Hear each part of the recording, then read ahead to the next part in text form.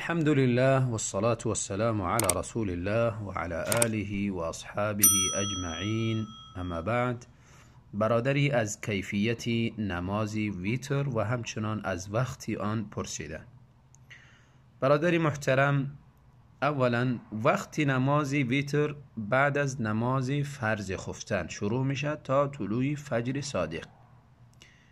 در هر وقتی شب بر انسان میسر بود، قبل از خواب کردن، بعد از خواب کردن، وقتی که کسی را خدا برش میسر کرده بود شب بیدار شد، چند رکعت نماز خواند و همراهش ویتر خواند، و یا اینکه امو ویتر موفق شد خواند، تا طلوع فجر صادق اجازه داره. کسی اگر میترسه که شب بیداری کرده نمیتونم، یعنی شب خیسته نماز خوانده نمیتونم، بازبری از او بهتر است که قبل از خواب کردن ویتر خدا بخواند.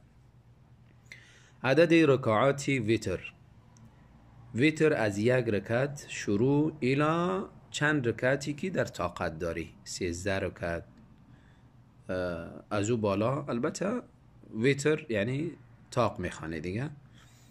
طریقه خواندنش، اگر یک رکعت میخوانی، بعد از نماز یک رکعت ویتر میخوانی و بعد از او دعای ویتر خوانده با مو یک رکعت اکتفا میکنی، سلام میدی، بس یک رکعت هم ثابت شده. اما 3 رکعت دو کیفیت داره.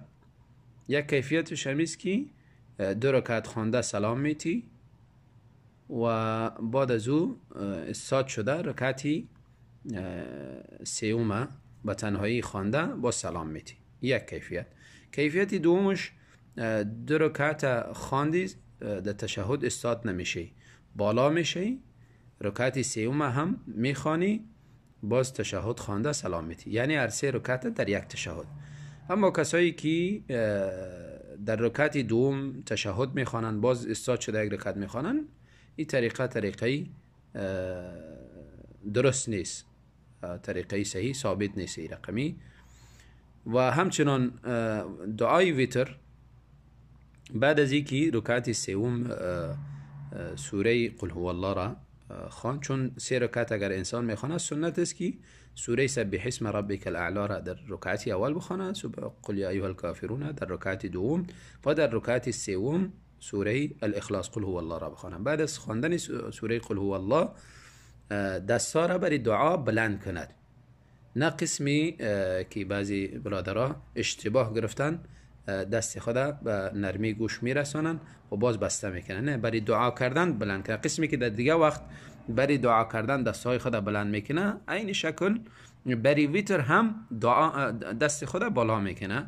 اگر بالا هم نکنه درست است هر دوش، و اگر بالا کنه مانند دیگر دعاهایی که دست خدا بالا میکنه، و دعای ویتر که تمام شد باز دست خدا پایین میکنه، به رکوع میروه و بعد از رکوع به سجده و همچنان ویتر خدا تمام میکنه. و اما کسایی که دست خدا بالا میکنن و باز بسته میکنن، یعنی صرف نرمی گوش میرسونن باز بسته میکنن به خاطر دعای قنوت الله اکبر گفته، و این کدام ثبوتی نداره و اشتباه فهمیدن از آثاری که از صحابه کرام یا از رسول الله صلی الله علیه وسلم نقل شده بر خواندن ویتر، دعای ویتر، اشتباه فهمیدن.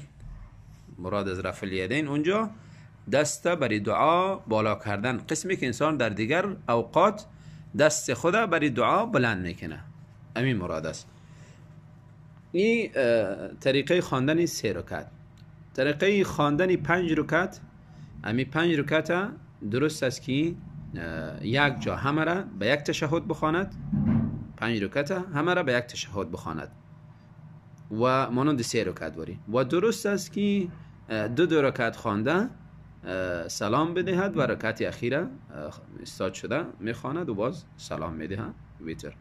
این شکل 7 رکعت، این شکل 9 رکعت، این شکل 13 رکعت یا 11 رکعت. در 11 رکعت بهتر است که 2 رکعت خوانده سلام بدهد و در آخر 1 رکعت خوانده باز سلام بدهد.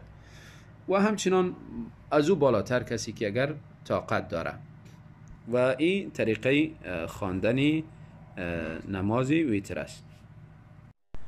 و اما دعای ویتر آنچه که از رسول الله صلی الله علیه و سلم به طریقه درست ثبوت داره، این دعای زیل می باشه: اللهم اهدنی فی من هدیت و عافنی فی من عافیت و تولنی فی من تولیت و بارک لی فی ما اعطیت و قنی شر ما قضیت فإنك تقضي ولا يقضى عليك إنه لا يذل من واليت ولا يعز من عاديت تباركت ربنا و تعالیت.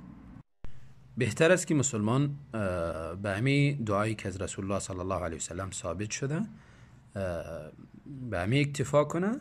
اگر دعاهای دیگری را هم میخوانه، اللهم انا نستعینک که نسبت به عمر رضی الله عنه شده، و یا دعای دیگری را هم همراه دعای ویتر اضافه میکنه و میخوانه، کدام اشکالی نداره. و گاهی هم حتی دعای قنوت هم از پیشش ترک شد، گاهی هم اشکال نداره، مستحب است خواندنی دعای قنوت.